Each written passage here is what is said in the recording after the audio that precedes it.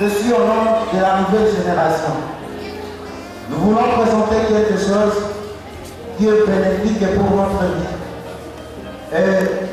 La pièce théâtrale est intitulée La fleur de l'intégrité. Avant de passer à cette pièce, je vais appeler le frère Biel pour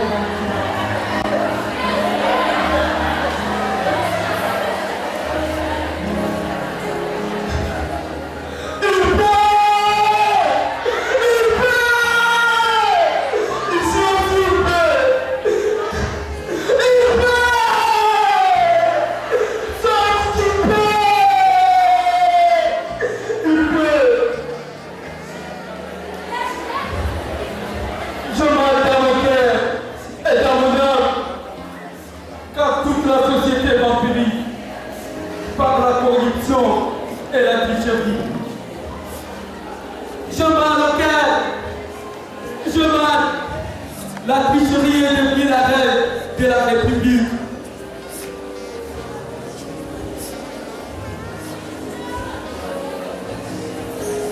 Toute la population congolaise, à commencer par les autorités jusqu'aux citoyens, tout le monde est corruptible.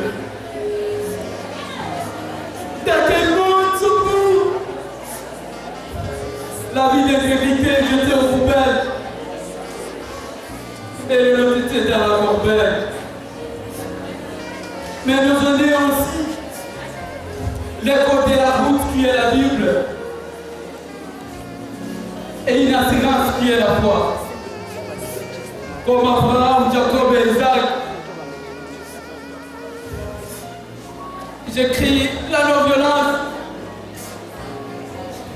Car l'honnêteté est une valeur divine. Mais malheureusement, les Congolais ignorent cela. J'écris la non-violence. En silence, j'écris la non-violence. Vivons la divergence. À l'Institut BI, vivons la divergence. Pour être la référence.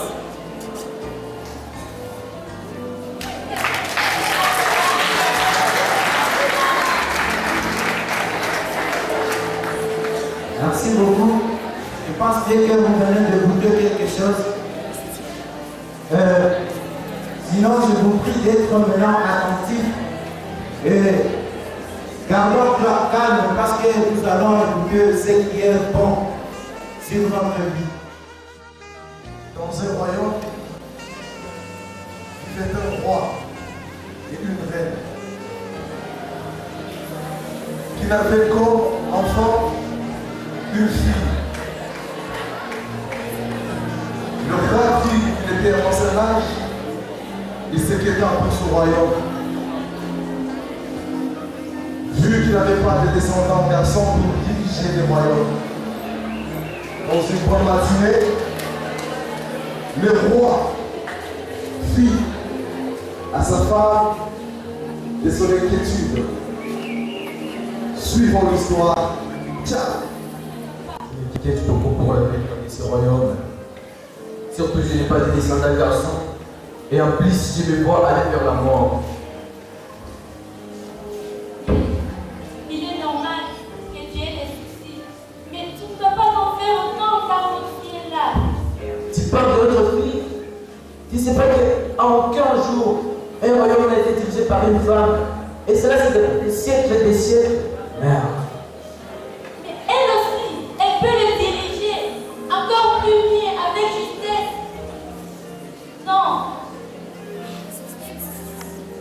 Il faut que je trouve un héritier. Il faut que je trouve un héritier à mon trône. Un héritier? Oui. Mais qu'est-ce que signifie cela? Il faut que je trouve un mari pour ma fille. C'est lui qui va me remplacer après ma mort. Ça ne sera pas à notre fille d'en faire selon ses choix? Ah non, ma chérie. Assieds-toi un peu. Tu t'es fatiguée autant, ma fille. Si on la laisse les choix pour ce mari, il doit choisir par sentiment. De ce cas, c'est un charlatan qui va s'apporter de notre richesse et qui ne va pas bien diriger notre royaume, tu vois. Et si elle fait ça, c'est pour son bien et pour le bien de mon royaume. Donc, si on trouve un garçon qui est en tête, qui va bien s'expliquer dans notre royaume là, ça sera un bonheur pour notre royaume. Vous êtes d'accord avec moi? C'est d'accord. Merci.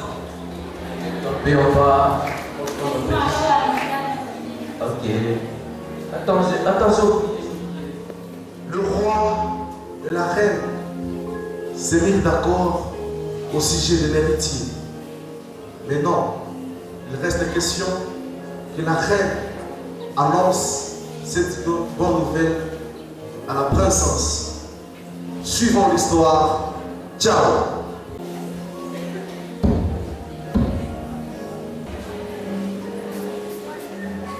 Appelle-moi ma fille.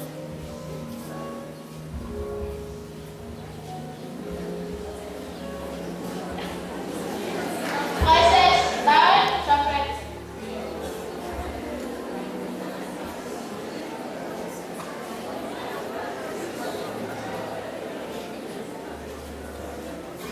Mère, la servante de Mercure qui faisait appel à moi. Oui, ma fille. Prends place. Dégagez!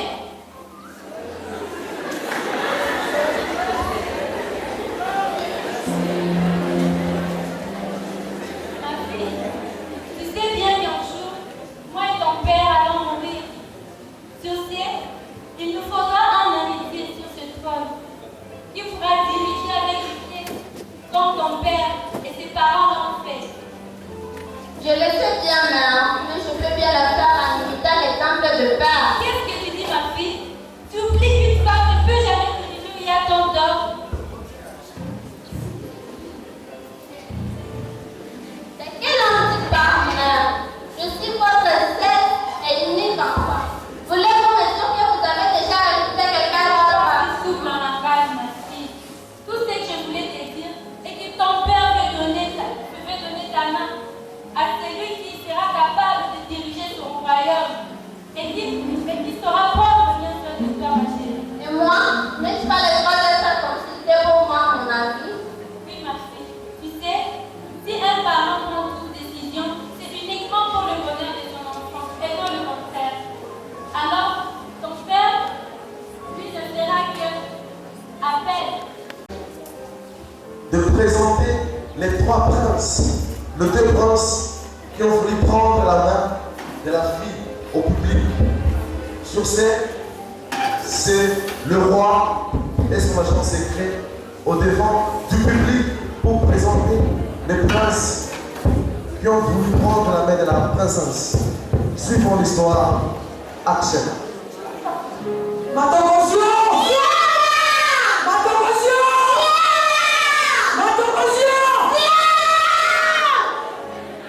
Mesdames, messieurs, chers villageois, villageoises, si vous êtes ici devant le palais royal, c'est parce que le roi a sollicité votre présence ici, pour que devant vous, sa fille se choisisse le mari qui sera notre futur roi. Et que sous vos applaudissements, je vais accueillir les trois princes devant nous.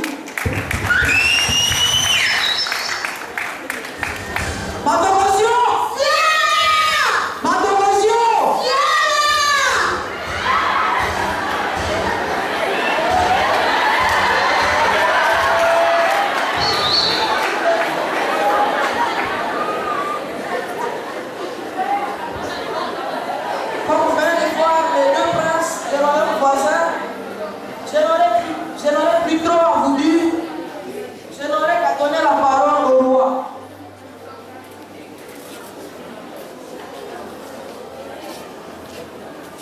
Je crois qu'il a déjà secret à tout dire. Et je n'ai pas encore de choses à demander. Jusqu'à présent, pour choisir le prince qui m'avait donné son Hé, vous, qu'est-ce que vous avez mon tuyau, quoi? Quel est ton problème? Je vais aussi tenter ma chance. Toi, tu vois que tu as...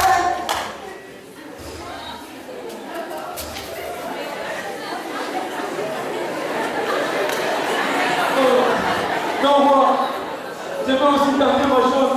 pour toucher la main de votre fille. Je ne veux pas de votre don, ni de votre pouvoir. Je veux seulement toucher la main de cette icône, cette fille qui éclaire toute ma vie. Je veux seulement toucher la main de cette lumière de ce monde. Et pitié.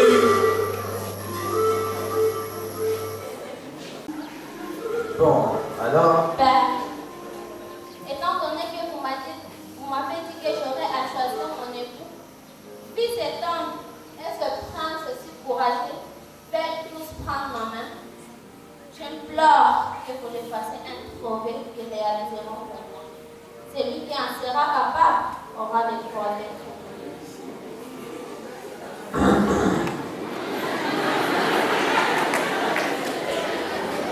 Plein de grâce est ma fille. Ainsi, elle a parlé. Lève-toi, paysan. Et je les autres. Merci! Merci, moi! Merci! Merci!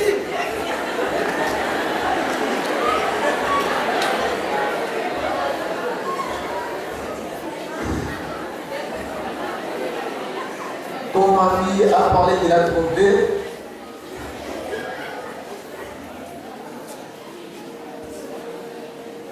je vous donne ces graines.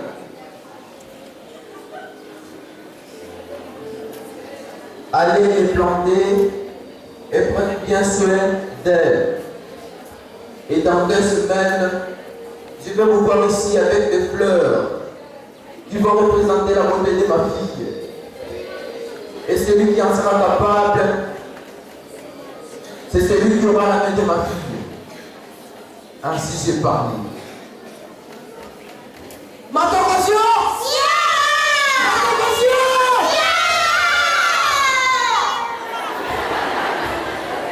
Comme vous venez d'écouter le matin de Dieu, nous tous revenons ici dans 2 semaines et dispersez-vous.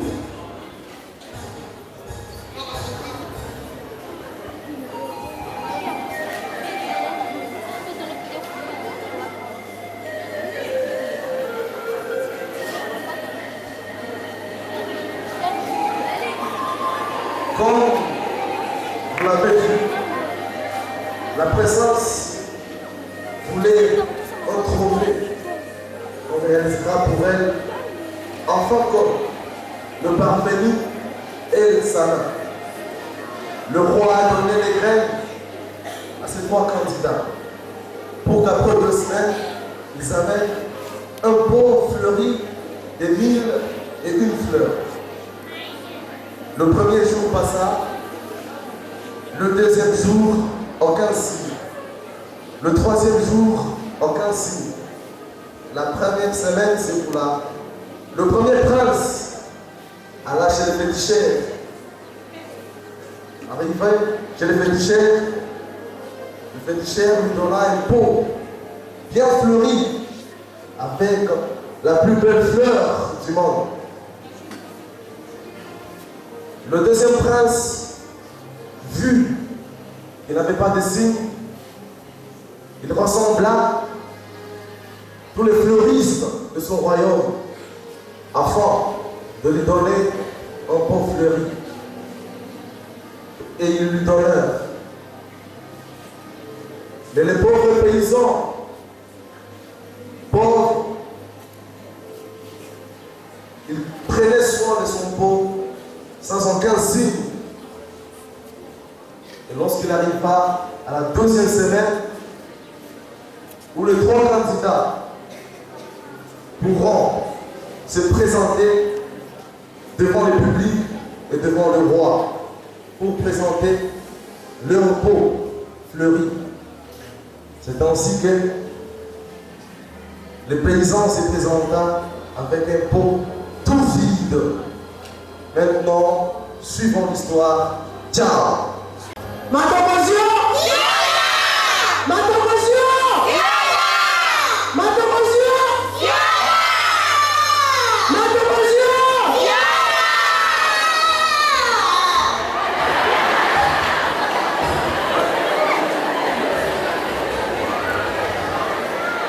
Nous vous remercions pour votre présence ici. Nous sommes au rendez-vous de Il a dit que nous serons ici dans 2 semaines. Je vous remercie parce que vous êtes là. Je vais inviter les candidats qui se sont mis ici pour prendre la main de la princesse. Matobozio!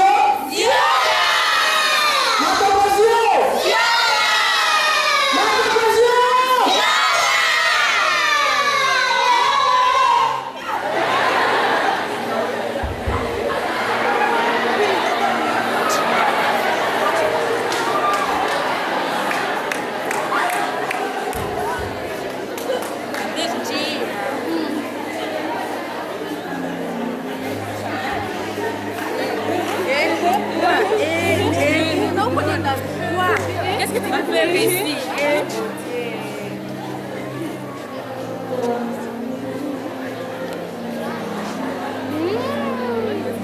Vous allez voir les candidats.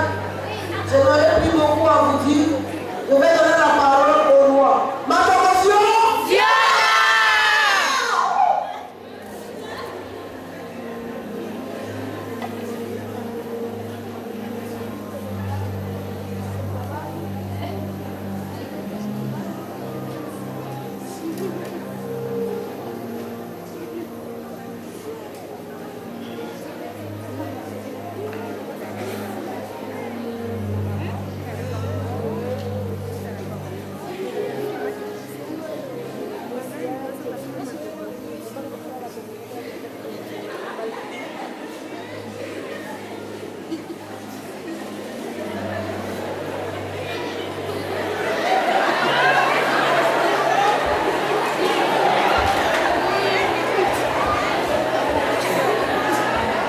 Je crois, tout comme moi, vous voyez, des pots de fleurs qui sont bien remplis. Et je ne sais pas même comment choisir pour ma fille, puisqu'elles sont toutes belles. Mais aussi, à ma gauche, il y a un paysan qui est avec un pont vide. Que voulez-vous qu'on fasse pour lui?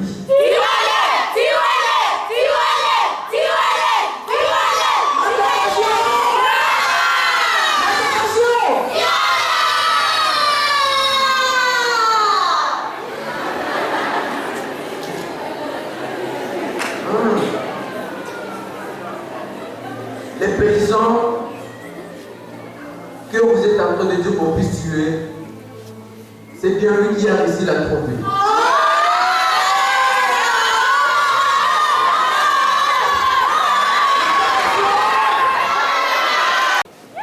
Les grandes que j'avais données au prince et à ses garçons étaient plus stériles.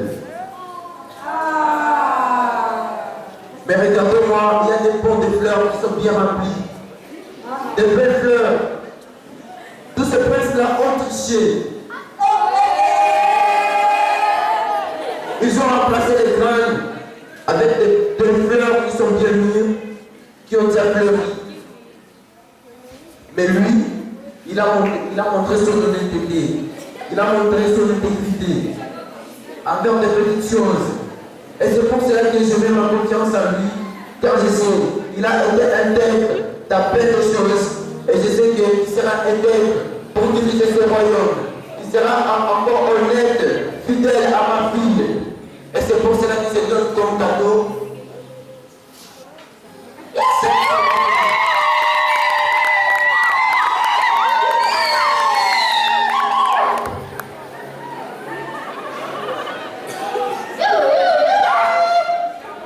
Et après cela, c'est lui mon successeur. Donc après ma mort, c'est lui qui va diriger ce royaume. Parce qu'il a montré son intégrité. Il a montré son intégrité.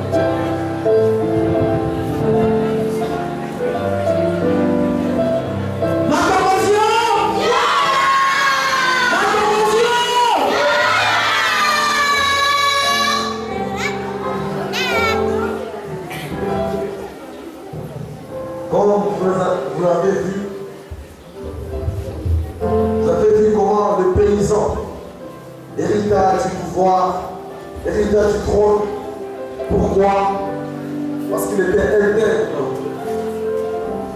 Les autres princes ont triché. Mais lui, à cause de son intégrité, il sera roi. Sur ce, mes frères et sœurs, nous sommes tous appelés à l'intégrité. Parce que si tu es intègre dans peu de choses,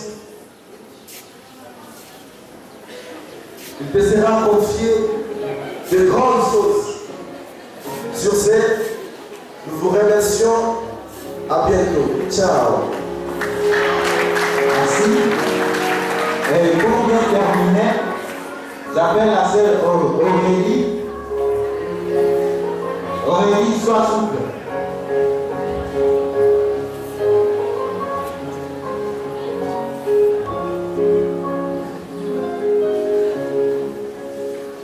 Avoir envie de voir moi.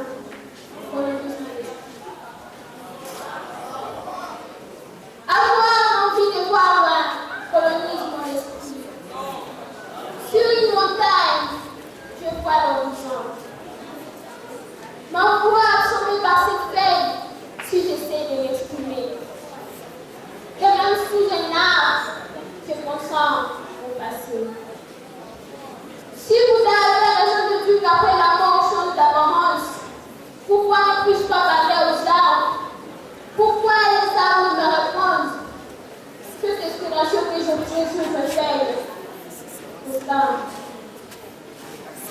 si les océans étaient flottants, si chaque tige était une ville, décrire l'amour du Dieu céleste, sécherait les océans. Si chaque tige était une ville, ça pouvait continuer un point d'autre. Merci beaucoup.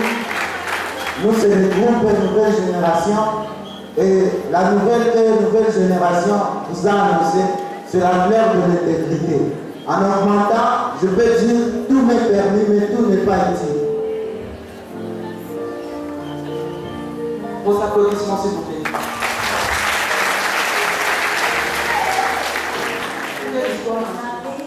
En conte intitulé La plus belle fleur.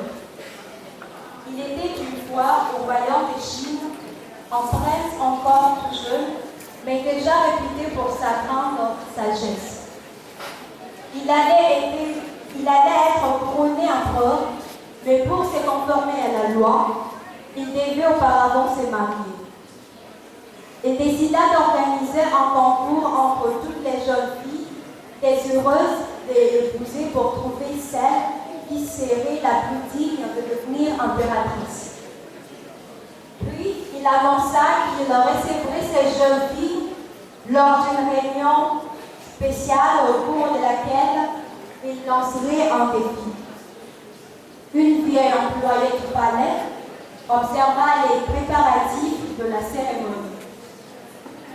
Elle fut envahie d'une grande tristesse parce qu'elle savait que sa fille nourrissait un profond sentiment d'amour pour le prince. En arrivant chez elle, dans sa pauvre maison, elle rapporta le fait à sa fille. Elle fut bien étonnée car celle-ci lui répondit qu'elle se rendrait à la réception organisée par le prince. Elle lui dit: « Mais ma petite fille, sors-toi cette idée dans la tête, il y aura toutes les plus belles filles de la cour, toutes les plus riches les unes que les autres, tu n'as aucune chance. Y aller, c'est de la folie, ou alors tu es malade. » Sa fille lui répondit: « Non, chère maman, je ne suis pas souffrante, encore moins folle. Je sais que jamais je ne pourrai être choisie. Mais c'est l'occasion d'être au moins quelques moments près du prince. Ceci suffira pour me rendre heureuse. » Le jour fixé arriva, le jeune fille vint au palais. Toutes les plus belles jeunes filles étaient là, avec les plus jolis vêtements que l'on puisse imaginer, pareils de leurs plus beaux bijoux. Finalement, le prince arriva et il lança les 2 filles.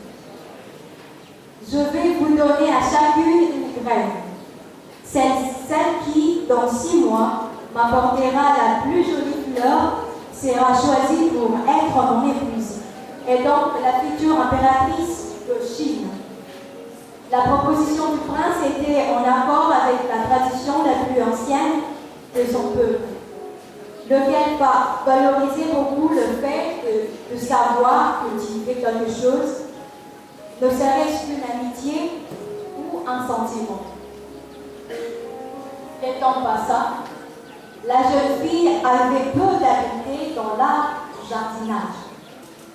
Elle veillait bien avec tendresse et patience sur sa graine, mais rien ne poussait.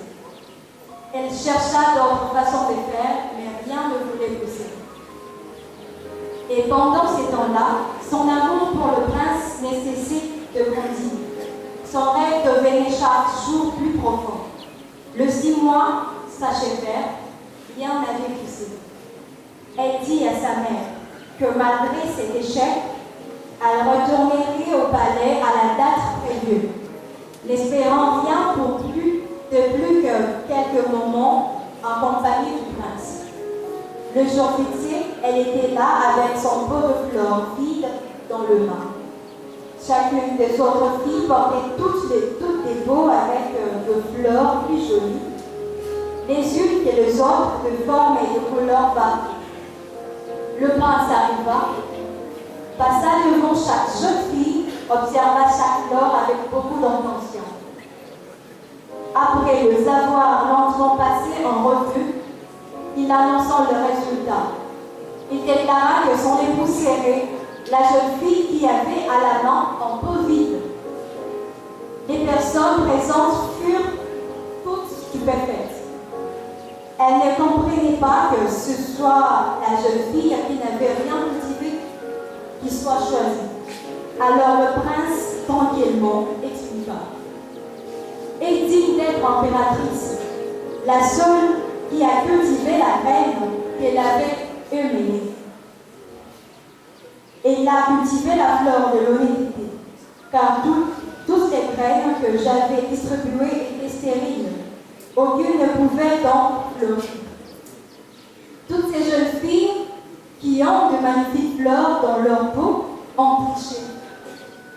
Elles ont remplacé la graine stérile pour y mettre une magnifique fleur. Seule cette jeune fille a su faire preuve d'honnêteté en osant se présenter avec le pot sans fleurs. Elle seule a cultivé la fleur de l'honnêteté. Malgré les circonstances, cette jeune fille a cultivé quelque chose de très précieux dans son cœur, l'honnêteté. Elle n'a pas triché comme toutes les autres jeunes filles qui voulaient par tout le moyen être impératrice. Ce n'est pas toujours facile d'être honnête, n'est-ce pas? Avez-vous remarqué comment on se sent quand on est malhonnête? On est mal à l'aise. Il y a quelque chose qui nous dérange et qui nous empêche d'être en paix, n'est-ce pas? Savez-vous que c'est que pense Dieu au sujet de l'honnêteté? Nous allons lire dans Proverbe chapitre 11, verset 1er, qui dit « Le Seigneur déteste les balances faussées, mais il approuve le poids juste. » Je dis et je vous remercie. Que Dieu vous bénisse.